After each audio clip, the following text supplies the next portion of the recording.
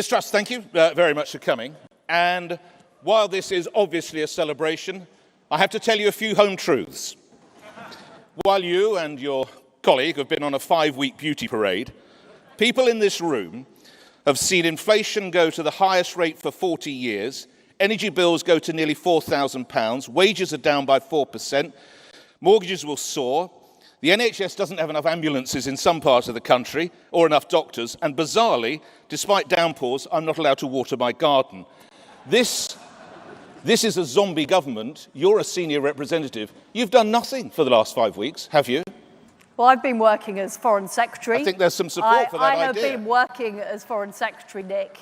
And of course, we face problems. And many of the problems you've talked about, like inflation, are problems that we face as a result of COVID, as a result of the war in Ukraine. I'm proud of what we've done to take on Vladimir Putin, to help the Ukrainians fight this war for freedom and democracy. And of course, we need to continue to do that to end this war, which is partly the reason we're seeing such high energy prices. So the government absolutely is functioning. I am part of that government. But what we're here today to talk about is who is the next Prime Minister, which is going to take place within the next week. To those who say you've perhaps focused a little bit too much on Ukraine and not enough on Uxbridge, how would you reply? Well, I'm the Foreign Secretary, so my job is to focus on key foreign affairs issues, and I've been focusing on delivering on the Northern Ireland Protocol, so restoring the primacy of the Belfast Good Friday Agreement, dealing with the issue perpetrated by Vladimir Putin in Ukraine, and dealing with numerous other foreign affairs issues. And that's my responsibility. And I have continued to support our Prime Minister, Boris Johnson, in that time. But if in a few days, yes, do please, we want as much audience reaction, do join in. And indeed, of course, the people listening on LBC and the Global Player then can pick up on your reaction, because you are all live on the Global Player and you're live on LBC Radio. If you're the Prime Minister in a few days' time, I have to bring you to some domestic matters, though, Liz Truss. You'll be aware that 15 minutes from where we are now, an 87-year-old man was fatally stabbed in his mobility scooter. In Liverpool, a 9-year-old girl was fatally shot in her home. There have been 68 killings in London, an even greater number in Birmingham per capita. You now get mugged in London if you have an expensive watch. Liz Truss, the Conservative Party has gone from being the one of law and order to crime and no punishment, hasn't it? Well, as I mentioned in my speech, Nick, I do think Sadiq Khan has not done enough to combat crime in London. And we have seen appalling crimes perpetrated. We've seen too much focus by the police on issues that don't concern the public. And I want our police to spend their time policing our streets. We will deliver on the 20,000 new police officers we've promised. I would introduce league tables so we can compare how forces are doing at delivering on stopping crime. But if you remember, Nick, when the current Prime Minister was Mayor of London, he did a very good job of tackling crime. He did. So we need a Mayor of London who is actually prepared to be tough on crime, and I'm afraid we don't have that in Sadiq Khan. Should his responsibility involved in policing the metropolis, should that be removed or reviewed? That is to say, the Commissioner reports direct to the Home Secretary, who reports directly to you. Liz Truss, well, I see a lot of support for that because of the identity of the current mayor. But I think when you do have a good mayor, such as Boris Johnson, who is cracking down on crime, I believe the best decisions are made locally. And one of the points I've been making about the planning system is I don't want to see house building decisions taken in Whitehall. I want to see them taken by local communities. And what we have to do is we have to get Sadiq Khan out of office. That is the way that we will deal with this issue. But what the government can do is they can provide more information to the public about exactly what isn't happening on crime in London, and that's what I would aim to do through league tables. And just moving you a little bit out of London, because there's a chance that people could have come here from Hertfordshire and Essex and Kent and elsewhere. Do you support the... I've got one of them right. Do you support the idea... I haven't got time to do each one. Do you support the idea of local police commissioners? I do. I support the idea of police and crime commissioners. Well, I think it varies from area to area, but I've seen the impact in Norfolk of our police and crime commissioner. It's positive, and people know who they are. Before, we had these police and crime, I think they were called boards, but nobody knew who they were. So I do support direct elections for police and crime commissioners. I think they're a good thing, but what we need is much more transparency about what the police are actually delivering and how they're performing compared to other forces. And we have the same situation in schools. In the 1980s, there were just rumours about whether schools were good or bad. We didn't have league tables. We didn't know how kids were performing in their O-levels or GCSEs. Now we have league tables. People know exactly how good their school is. I think we need the same for the police. One final question on crime, Liz Truss. Are you in favour of police officers dancing the Macarena, taking the knee and painting their fingernails? That's male officers. Well, their priority should be fighting crime and dealing with the issue. Can they dance the Macarena? They can dance the Macarena in their spare time. And Liz Truss said they can dance the Macarena in their spare time. Let's move on to the energy crisis. We must talk about this. If you are Prime Minister next week, Liz Truss, you'll know this cap has gone from, I'll give the figures again, someone says when, £1,971 to £3,549. Some estimates say it's headed towards £6,000. In practical terms, what do you plan to do if you're there next week?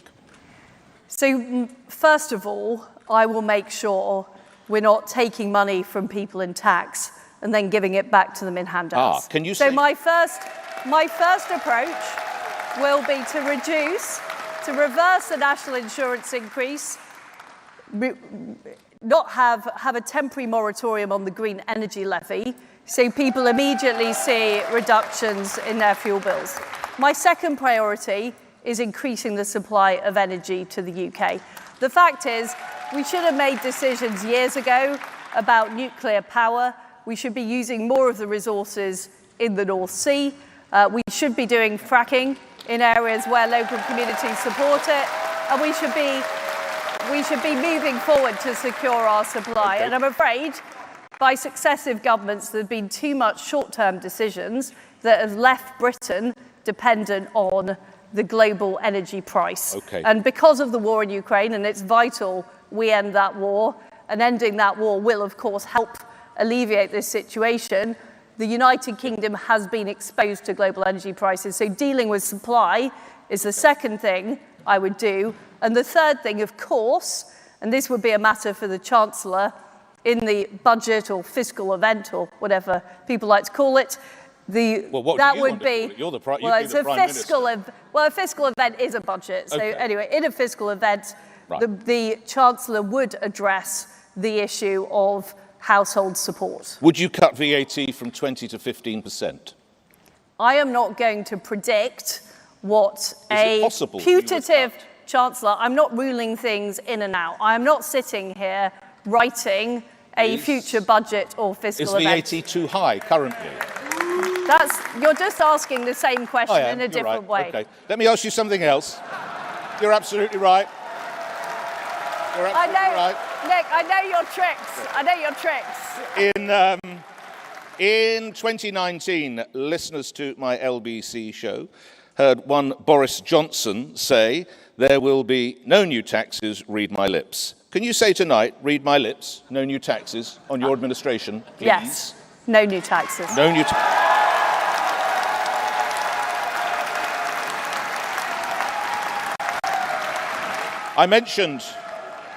I mentioned Boris Johnson. Recently, he had the worst approval rating since the Second World War for a British Prime Minister. But last week, in a poll of Tory supporters, he scored 49% and you scored 18%. What does that say about you, Liz Truss? Well, I believe that with hindsight, Boris Johnson will be viewed as a hugely consequential Prime Minister for our country. He delivered Brexit, he delivered the vaccine, and he also delivered on standing up to Vladimir Putin and supporting the Ukrainians. As far as I'm aware, there are no other world leaders with a croissant named after them in Kyiv and a street named after them. And, you know, I was Boris's first cabinet supporter when he ran to be leader. I was proud to serve in his cabinet. I did not support the various shenanigans that went on. No. But the reality is, Nick, we are where we are. Okay. And I'm a person who believes in dealing with the here and now. All right. And I'm not, you know, a great person for looking backwards. You mentioned world leaders. You mentioned some other well-known political figures on the campaign. Nicola Sturgeon is an attention seeker. Mark Drakeford is the low-energy version of Jeremy Corbyn. This is Liz Truss's words. I Macron, still agree with myself. The jury is out on whether Monsieur Macron is friend or foe. Is Donald Trump friend or foe? Look, I am not going to comment. Well, you're happy on to comment about all the others. Well, I didn't comment on Macron, actually. I said that... You said the jury's out. Well, that's not commenting as far as I can say. And, return you to my question. Donald Trump, friend or foe? Look, I am not going to comment on future potential presidential runners. We have to work with who is in the White House. The United States is our closest ally. I have met both President Trump when he was in office and President Biden. Now he's in office, and my priority is working to promote freedom and democracy around the world, and to work with our American allies against what are some very severe threats we're facing, including an assertive China, a belligerent Russia. You know, that is my priority. So and both the United States and France are freedom-loving democracies, and I will work with both of them, whoever the leader is. Then I can take from that that President Xi is a foe. Well, what I would say about China... You just described assertive China, so he must be a foe. So I'm not going to use the word foe, but what I will say is I am concerned about China's assertiveness. I do not believe that as a country we should become strategically dependent on China. I am working with our G7 allies to make sure that we build up our links with fellow freedom-loving democracies so we don't end up in the same position we were in with Russia, which is dependent on an authoritarian regime. All right. That is what I'm concerned about. I want to tell everyone here and the audience on LBC, I've only got 2 more minutes with Liz Truss, so let me move to my final couple of questions. If in a few days' time you move into number 10, waiting for you. No complacency waiting for you is a £3,675 drinks trolley, a £7,000 rug, £2,250 worth of gold wallpaper. Are they all staying? Well, it sounds like you've been to the number 10 flat, Nick. I have not been to the number 10 flat, and irrespective of whether I had or not, I ask you again, the rug, the drinks trolley. Oh, and I can also do you a kitchen tablecloth for £500. Yes, £500. Will they be staying? Well, all I can tell you, Nick, is first of all, I am from Yorkshire, so I do believe in value for money and not buying new things if you've already got things that are perfectly good to use. And secondly, I think with the in tray of issues that you've outlined earlier, I don't think I'm going to have time to think about the wallpaper or the flooring. And finally, you will have time to, if you are successful, I know you want to say when, if you will have time to think, will you be happy being driven around in an Audi, a German car, rather than a British Jaguar, because apparently we can't make one for next year? Well, will you be driven in an Audi? Look, I know because in my current job as Foreign Secretary, I have police protection, and ultimately it is a decision for the police about the best car to use in the circumstances. Just use the Jaguar for another year. Well, look, I will look into this issue in more detail, but fundamentally, well, look, I am going to focus. What would be wrong with using the Jag for 12 more months while they build you another one and tell Germany to keep their Audi? Maybe I'll employ you as my car consultant. But if I am given the honour of becoming our Prime Minister, I will be focusing on energy prices for consumers, how we get the British economy going, and how we deal with queues in the National Health Service. I will not be focusing on the car I'm in.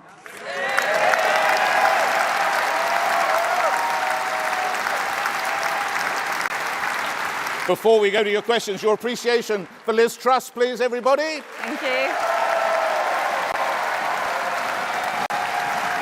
And now... Are we standing up for questions? No, I think you can sit. So we're going to sit down for questions. And I'm going to point you in the right direction. That's the plan. OK, everyone. OK. All righty. The only slight issue... I love your energy, but I can't hear what I'm being told. But anyway, let's see. We're going to the first question. Daniel in the City of London, hopefully this way. Daniel? This way. Daniel? This way. Daniel? Over here, Daniel. Here we go. Daniel, over there, sir. Thanks. David from the City of London. That would be David from the City of Well, I'll be going then. Thanks very much indeed. Congratulations. Hi, Liz. So I'm a business owner in the City of London, and currently the energy price cap only applies to households and not businesses. Many businesses are suffering the rapid increase in energy costs. How will you ensure that all businesses and ultimately all our high streets can survive the cost of energy crisis? Liz Truss. Well, first of all, I would run an unashamedly pro-business government. That is why I would keep corporation tax low, I'd reverse the national insurance rise, and I'd make sure that we are not putting undue regulations on business. And what we're also doing is unleashing investment by things like solvency, changing Solvency II, and so on. On energy, in the answer I gave to Nick earlier, you'll have heard me talking about supply of energy. And that's why I think dealing with supply is the answer to this problem. Because you're right, it's not just a problem for people, it's a problem for businesses with high energy costs. So I'll be looking across the board to make sure we're increasing supply and therefore dealing with the root cause of the issue rather than just putting a sticking plaster on. But I would absolutely be looking to act on business energy costs. Thank you for that. Just a quick one. You'll be aware in France they've talked about the possibility of energy rationing. Can you rule that out, Liz Truss? I do rule that out, yes. You rule out energy rationing, OK.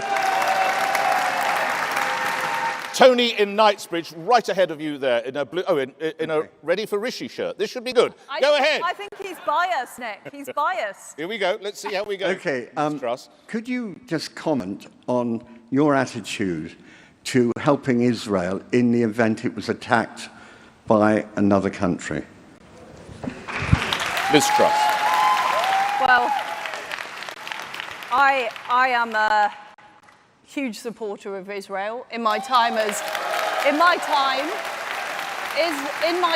Foreign Secretary, I have signed a strategic cooperation agreement with Yair Lapid, who was the Foreign Minister, now the Prime Minister of Israel. I have changed our position on the Human Rights Council at the United Nations to back Israel against some of the motions that were being put forward by other countries. And we will always stand with Israel and will work very closely with our allies to make sure Israel is safe. The number one priority has to be stopping Iran getting a nuclear weapon, and I'm absolutely focused on that. Thank you. We have a question from Morley. Morley is here somewhere. Morley? Hi, it's Morley and I'm from Broadland. Can you wave at us, Morley? We can't quite see you. Where are... OK, right up there. OK, up there. So, yeah, I'm all the way from Broadland in Norfolk and I am their Youth Association chair. So we've heard a lot about saving our democracy, fighting for our freedom and fighting this left-wing bias. Now, linking those 3 points together, and I'm sure every member in this audience tonight will agree with me that we need to stop pushing this ludicrous left-wing nonsense onto our children, and it is being preached to our youth. and Liz, what are you going to do to fight for our freedom in education? Because as part of our youth, and I know that this needs to change from experience. What are you going to do? Thank you. Morley, can I just ask on a point of clarification, the left-wing nonsense, as you call it, can I just get a little more elaboration? Just a couple of examples that Liz Truss can tackle and the LBC audience. We shouldn't be telling our children that a trans woman is a woman. And we are being taught this in schools, and it is not okay. All right. Thank you. Liz Truss, I have to ask you, is a trans woman a woman? No. I just said earlier a woman is a woman. Now, I believe in treating transgender people with respect. I think that's important.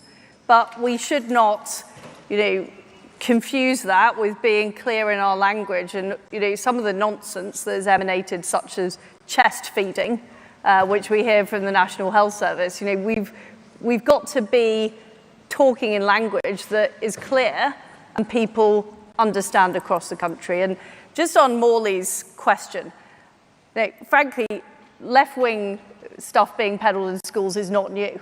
I grew up in Leeds in the 1980s and 90s, and I had plenty of teachers who were preaching about, criticising Mrs. Thatcher and preaching about all kinds of things.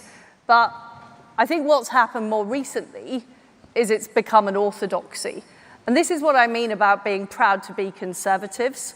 We have to fight the battle of ideas, and we have to stand up against this orthodoxy. Of course, as Prime Minister, I will make sure that that is the case in the public sector.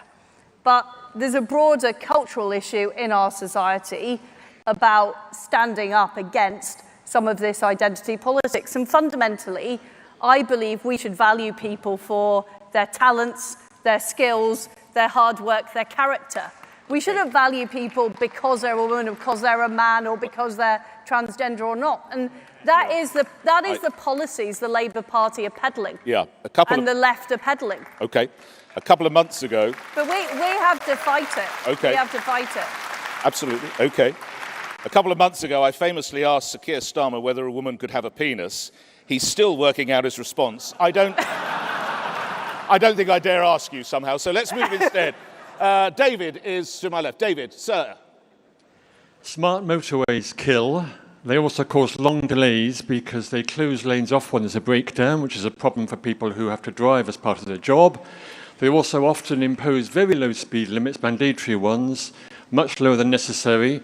So will you restore hard shoulders to all motorways? And in the meantime, will you change the speed limit from mandatory to advisory, to allow people the freedom to make their own judgment, to allow drivers to make their own judgment, the freedom to make their own judgment as to what is a safe speed, rather than having some overcautious man in a remote box sets the speed limit for them? Okay, in context, campaigners claim, thank you very much, David, campaigners claim 75 lives have been lost on these so-called smart motorways, and there are 4 coroners in England and Wales who've requested a review. Liz Truss. Yeah, I agree with you. I absolutely think that we need to review them and stop them if they are not working as soon as possible. And all the evidence I have agrees with the point you're making on smart motorways.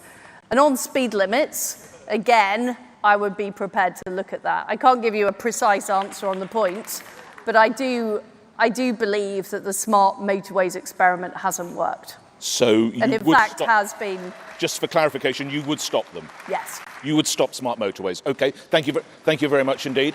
We are now, and I sense there's a lot of support, we are looking for Daniel in Guildford. Daniel in Guildford, please wave at... here we go, behind. Here we go, sir. Thank you. Hi, Liz. Oh, you're Daniel. Right, we've got you. There. So for years and years, multinational corporations have been avoiding billions and billions in taxes that they owe to this country. For an example, in 2021, Apple's UK division paid just £800,000 in tax, despite making almost 971 million. how are you going to close these loopholes so that we get our fair share of tax from everyone? And thank you. And of course, I just need to say, I must just say here for the listeners to LBC and the viewers on, of course, Global Player, that there's no suggestion this is just exploring tax opportunities rather than anything that breaks the law. I have to get out there because my bosses would be nervous otherwise. Liz Truss. So one of the problems we have with our tax system is it's far too complicated. And actually, the more complicated a system is, the more it allows loopholes to emerge. So what I would do is, as well as making the immediate changes to tax, reversing national insurance, keeping corporation tax low, is have a full review of our tax system, looking at areas like business rates, looking at making sure tax is fair for families, because at the moment we have one of the least pro-family tax systems in the modern world, and also looking at how we have a simpler system so there are fewer loopholes that can be exploited. But what I worry about is what's happened is it's been a bit like a Christmas tree, our tax system. We find we create new tax bans, we create new taxes, companies find a way to, what was the word you used? Circumvent or explore tax efficiencies. He's got the legally right words there. Well, I don't know about that. And actually, we just end up hiring more and more people at HMRC to chase these companies up. And the solution is a simpler tax system that's fair for everyone. Okay. And Treasury figures reported last week suggested that over the next 10 years, energy companies, again, no tax issue here, but are going to be making tens of billions of pounds of profits. Would you revisit the idea of another windfall tax, Liz Truss? No. No more windfall tax. Okay. Andy is in West Acton. Andy, hello, sir. Blue shirt, red tie. Hi, Liz. As a British Ukrainian, I'm truly...